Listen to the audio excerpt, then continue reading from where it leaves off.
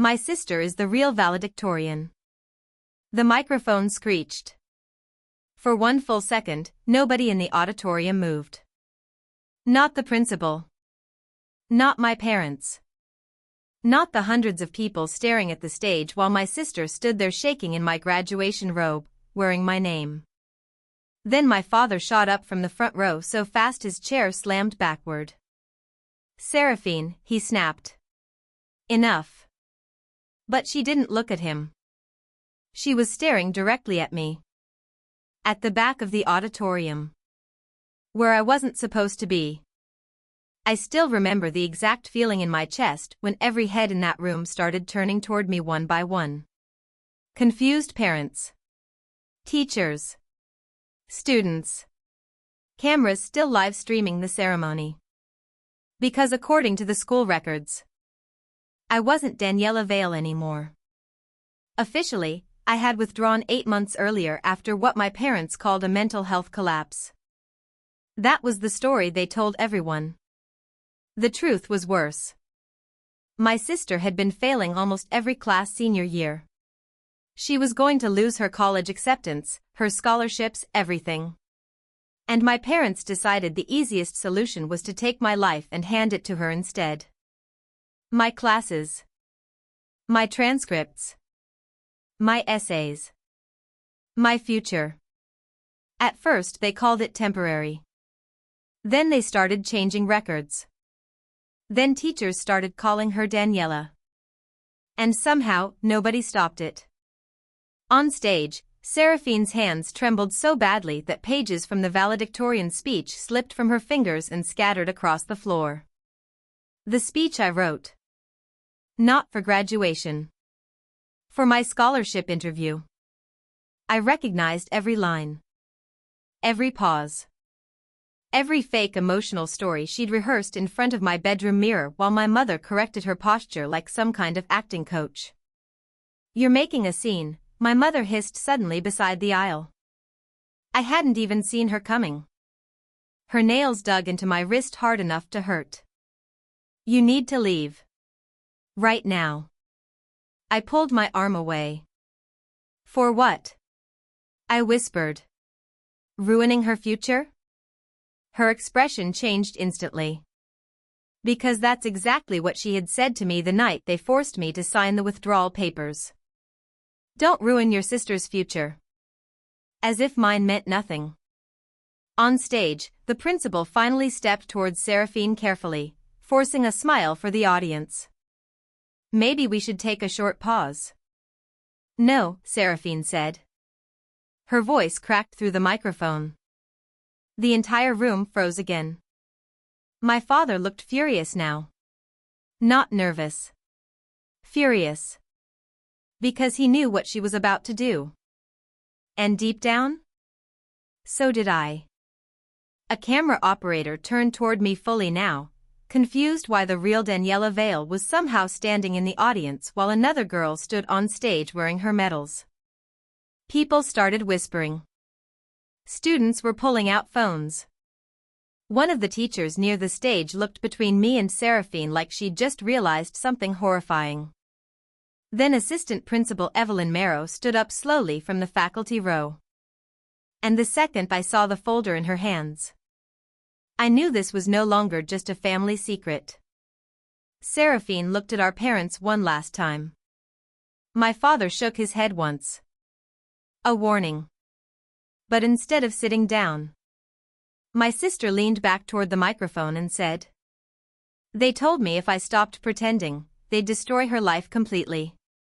Before we continue, please hit the like button, subscribe to the channel, and turn on the notification bell for updates. You could actually hear people reacting now. Not loud. Not chaos yet. Just dozens of confused whispers spreading row by row through the auditorium. What is she talking about? Who's that girl in the back? Wait, isn't that Daniella? My father started moving toward the stage immediately. Fast. Controlled. The same way he moved every time he thought he was losing control of a situation. "Seraphine," he said through clenched teeth, forcing a smile for the crowd. You're overwhelmed. Sit down. But my sister didn't move. I'd never seen her look scared of him before. Not really. Spoiled? Yes. Defensive? Constantly. But scared? This was different. Her mascara had started running under the stage lights, and she kept gripping the podium like she thought she might collapse if she let go. Assistant Principal Evelyn Marrow stepped into the aisle before my father could reach the stairs. "Mr. Vale," she said calmly, "I think everyone needs a moment." That stopped him. Barely. My mother turned toward me again instead, her voice dropping low enough that only I could hear it. "You did this." I almost laughed. Did I do this? For 8 months I'd been sleeping on a mattress in our basement because my room had become Seraphine's study space. 8 months of hearing teachers praise her for essays I wrote. 8 months of watching scholarship emails arrive under my name while my parents decided which opportunities my sister would inherit next. And now suddenly I was the problem. "You forced me out of school," I said quietly. Her face hardened instantly. "We protected this family." That word again. Family. My parents loved that word when they wanted something from me. On stage, the principal tried taking control of the microphone again, but Seraphine pulled it back toward herself before he could speak.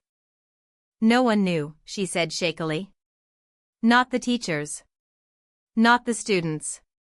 They thought I was her because my parents made sure nobody questioned it."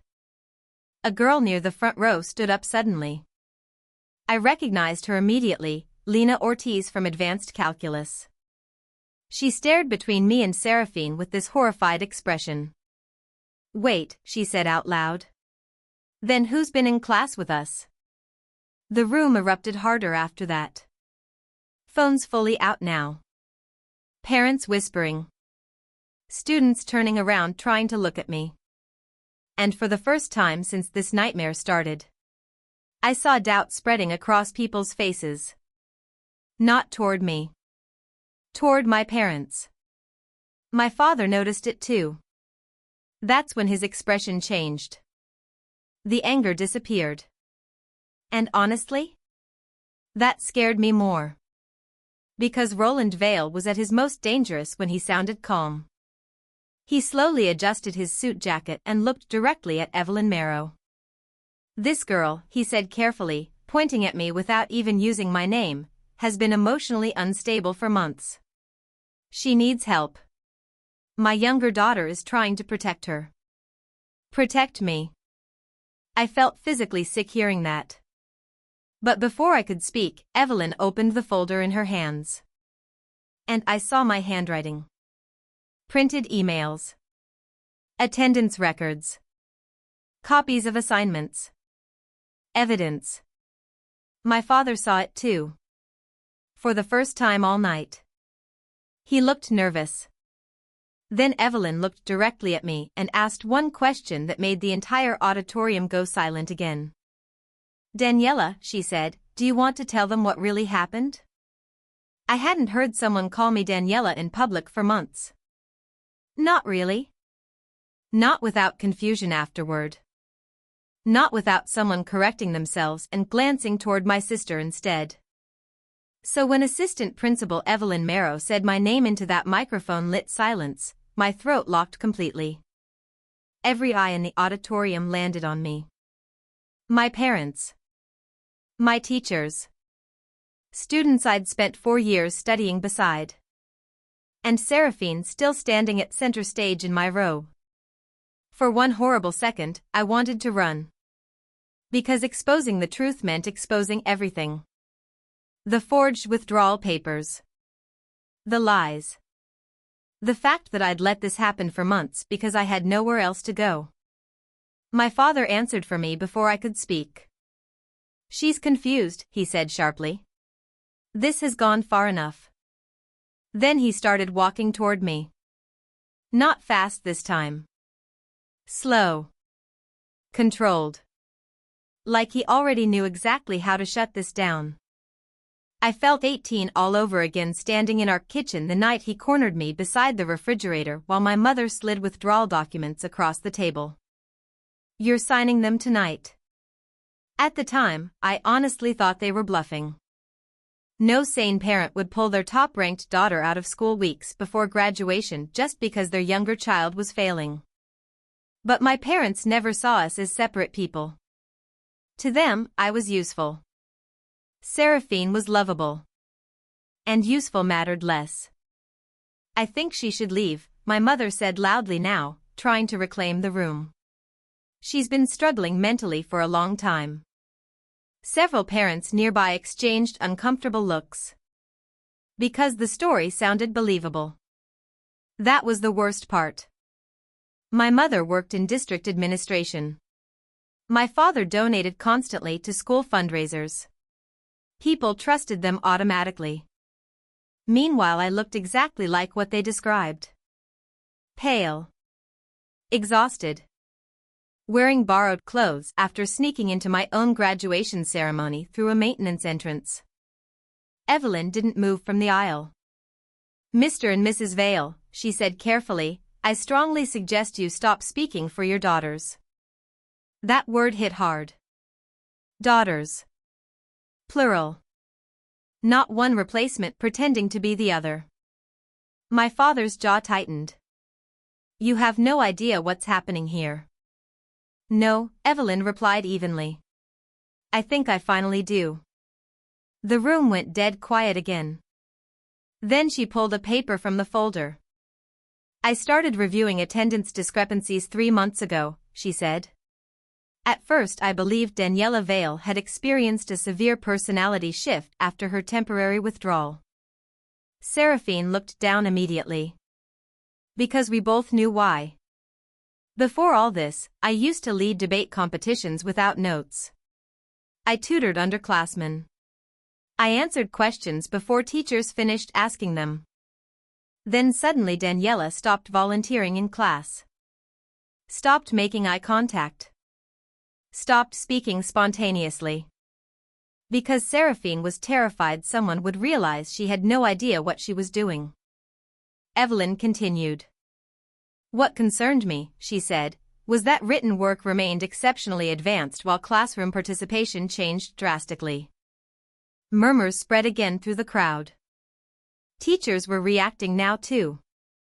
I saw my former calculus teacher frown slowly like pieces were finally connecting in his head. Then someone near the stage spoke up. "Ivy." "She told people Daniella had anxiety after a breakdown," she said, staring directly at my parents. But whenever anyone tried talking to her alone, one of them interrupted. My mother snapped toward her instantly. "You should stay out of family matters." Ivy didn't back down. "No," she said. "You made it everyone's business when you stole her identity." That hit the room like a slap. Identity. Not helping. Not covering. Stealing. My father finally lost patience. "This is absurd," he barked. Seraphine simply helped her sister complete coursework during a difficult period. Even now he couldn't admit the full truth. He still thought he could reshape the story into something acceptable. A misunderstanding. A temporary arrangement. A family helping family. But then Evelyn lifted another document. "This withdrawal form," she said quietly, "was signed electronically from an IP address belonging to Mr. Vale's office computer." My father froze. Just slightly. Most people wouldn't have noticed. I did. Because I'd spent my entire life learning his tells before explosions came. The auditorium shifted from confusion into something heavier after that. Suspicion. Real suspicion. I looked toward Seraphine again. She was crying openly now. Not dramatic crying. Not attention-seeking. She looked exhausted. Like she hadn't slept in weeks. And suddenly I remembered hearing her throwing up in our upstairs bathroom almost every morning before school. I thought it was guilt. Now I wondered if it was fear. You said nobody would get hurt, she whispered toward our parents. My mother's face drained of color. Seraphine, she warned softly. But my sister kept talking. You said it would only last until graduation. A wave of whispers exploded through the audience again. Only until graduation. That one sentence destroyed the entire temporary help excuse instantly. Because now people understood. This wasn't tutoring. This was replacement. Complete replacement. And the horrifying part?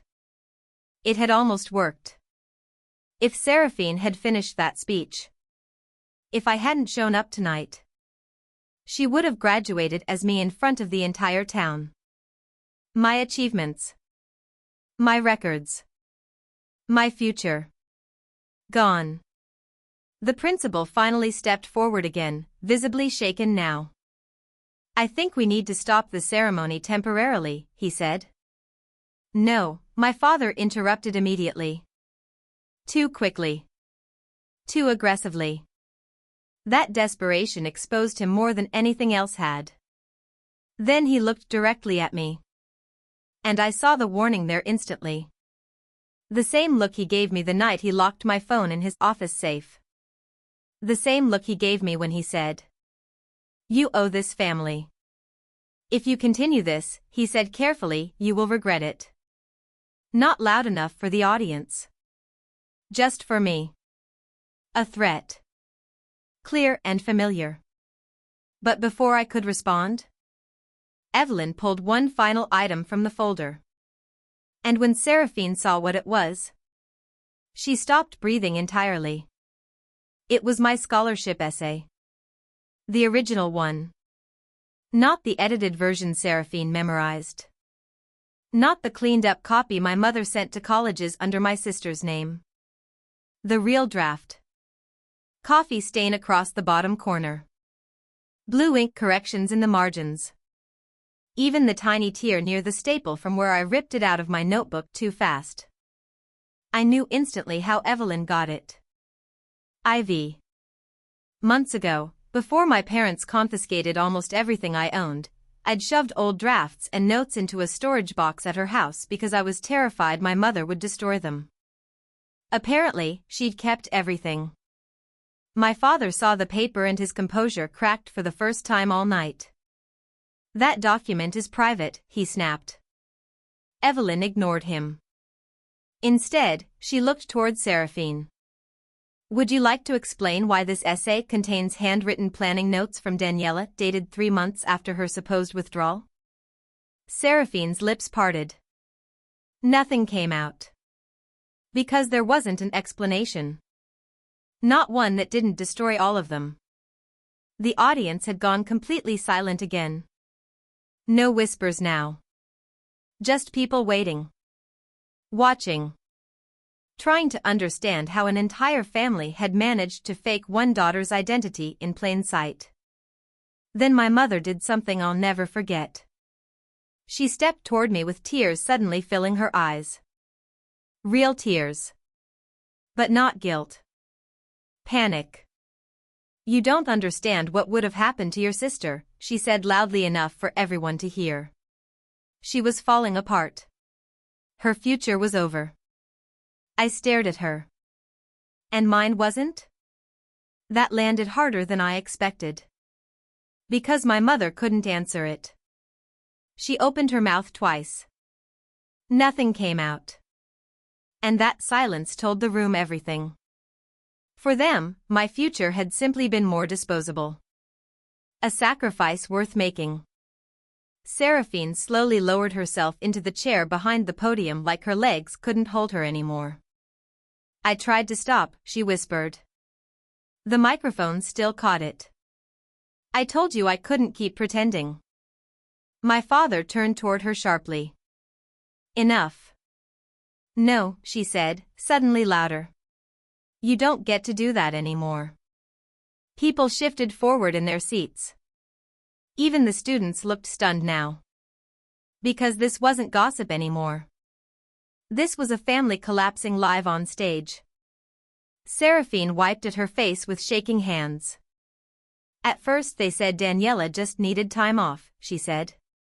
Then they made me log into her classes. Then they started forwarding her emails to me. Every time I wanted to quit, they said we were already too deep. I could physically feel the audience changing sides. That invisible pressure in the room had flipped completely.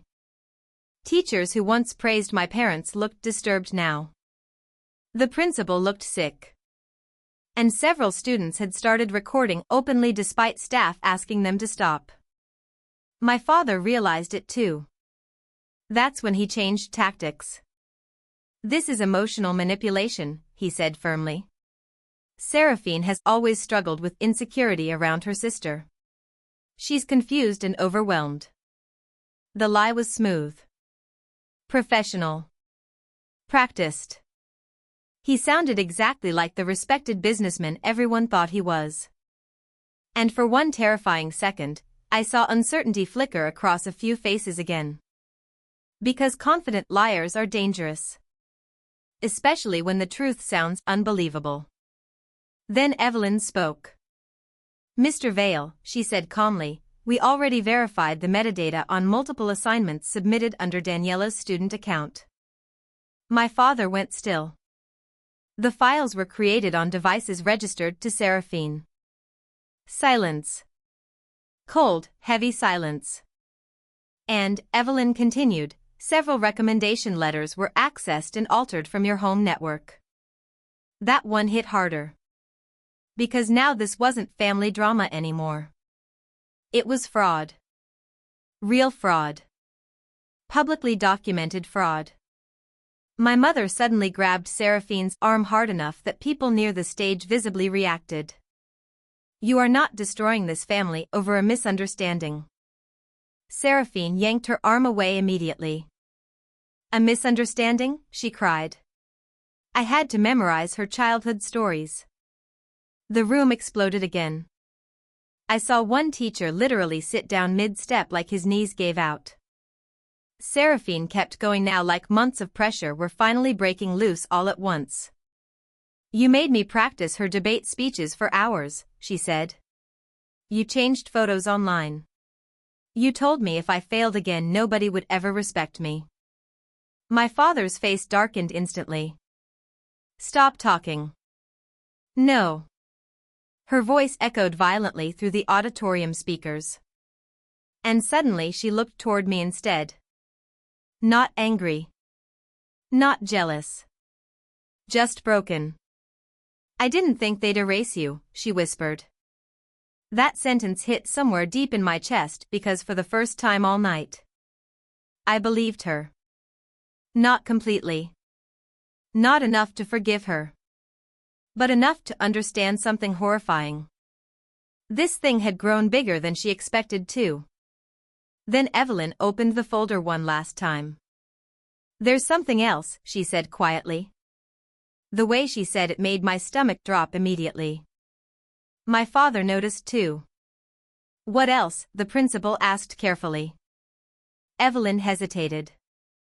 And that hesitation scared me more than anything. Because until now, everything revealed had still centered around school. Grades. Records.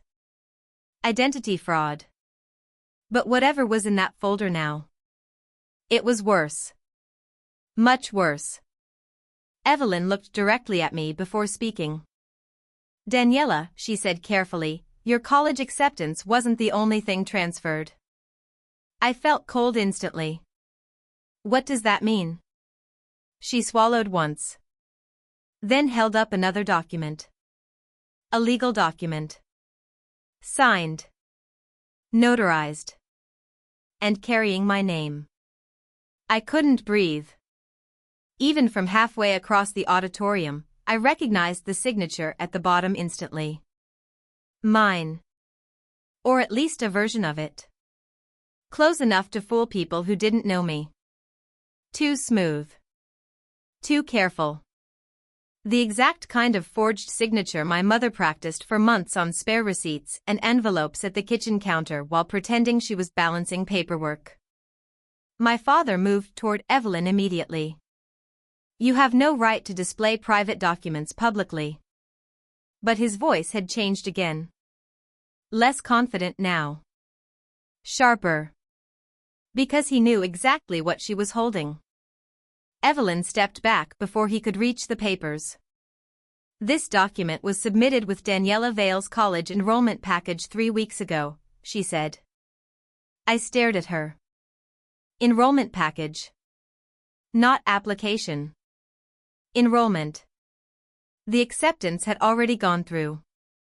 A horrible realization started forming in my chest piece by piece. Then Evelyn said the words out loud. The university was informed that Daniella Vale intended to defer attendance permanently due to ongoing psychiatric instability. The room went completely dead silent. Every sound disappeared.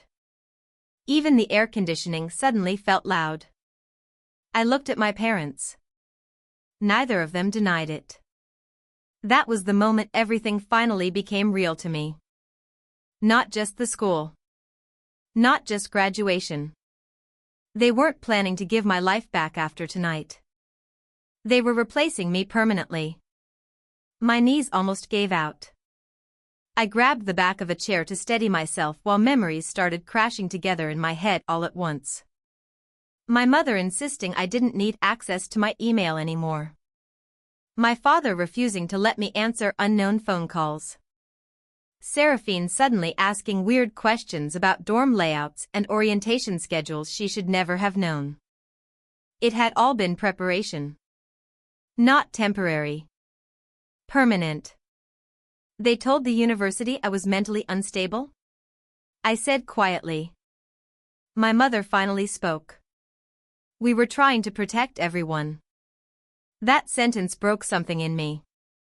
Because even now, even after getting exposed in front of hundreds of people, she still couldn't admit what they'd done. You erased me, I whispered.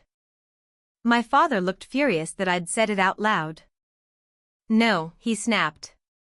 We saved this family. By sacrificing your other daughter? Evelyn asked. He ignored her completely. Instead, he looked directly at me with the coldest expression I'd ever seen on his face. You were always capable of rebuilding, he said. Seraphine wasn't.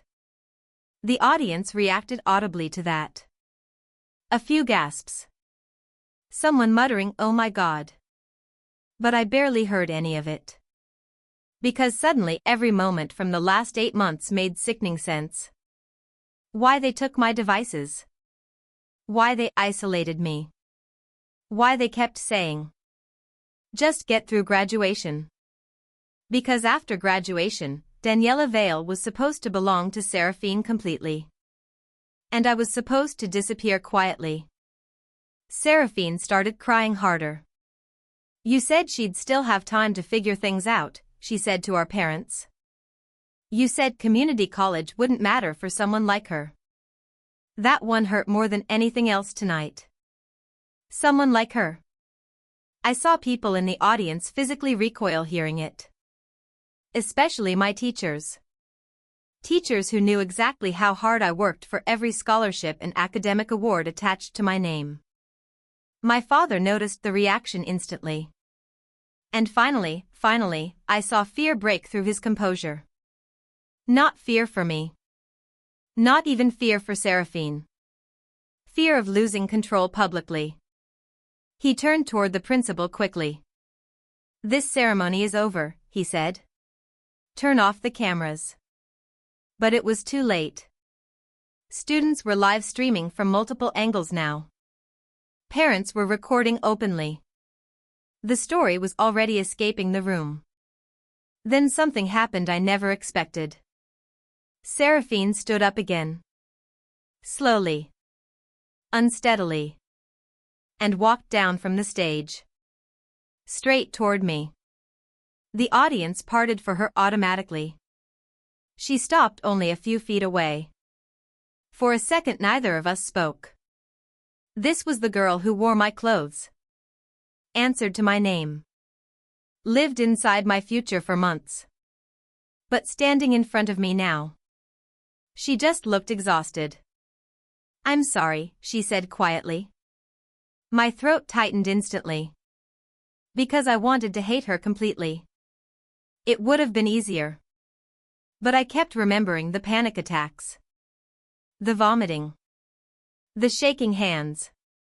She'd benefited from the lie. But she'd also been crushed underneath it.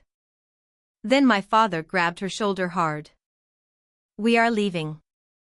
Seraphine flinched visibly. And for the first time in our lives. She pulled away from him. "No." The entire auditorium froze again. "You don't control this anymore," she said. My father stared at her in disbelief. Then Evelyn stepped beside us holding the folder tightly against her chest. And when she spoke next, I realized the night still wasn't over. "There's one final issue," she said carefully. She looked directly at my parents. "The district contacted law enforcement 20 minutes ago." The second Evelyn said the words law enforcement, the entire atmosphere inside the auditorium changed. Until then, people had still been treating this like a scandal. A disaster. A public humiliation. A family imploding on stage. But police involvement made it real in a completely different way. My mother actually stumbled backward. "No," she said immediately. "That's unnecessary." Necessary. I almost laughed hearing that.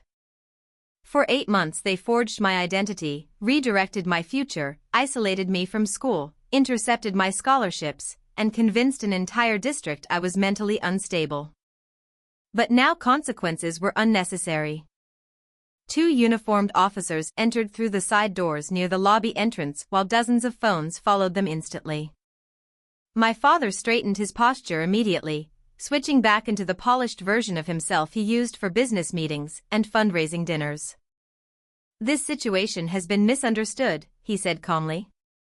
One of the officers looked toward Evelyn first instead. Not him. That alone told me everything. She handed over copies from the folder. Forged enrollment records. Altered withdrawal forms. Metadata reports. Email logs.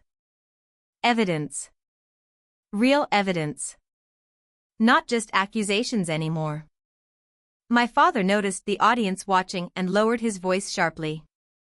"Daniella," he said, like suddenly we were having a private family conversation again, "think carefully about what happens next." There it was. The pressure. The guilt. The warning. Same as always. Except this time it didn't work. Because for the first time since this nightmare started, people could actually see him. Not the generous parent. Not the respected donor. The man who looked at one daughter and decided she was replaceable. "I already did," I said quietly. His expression hardened instantly. Beside me, Seraphine started crying again, not loudly, just exhausted, defeated tears like her body had finally shut down after months of panic. One officer gently asked her to explain what happened from the beginning. And she did. Everything. How my parents first called it temporary. How they made her attend classes using my accounts while paperwork processed. How my mother coached her through conversations with teachers. How my father monitored every interaction so nobody questioned inconsistencies. How the plan kept growing because every successful lie made the next one easier. The auditorium stayed silent the entire time. Nobody interrupted. Nobody defended my parents anymore. Even the principal looked physically ill hearing how many warning signs the school missed.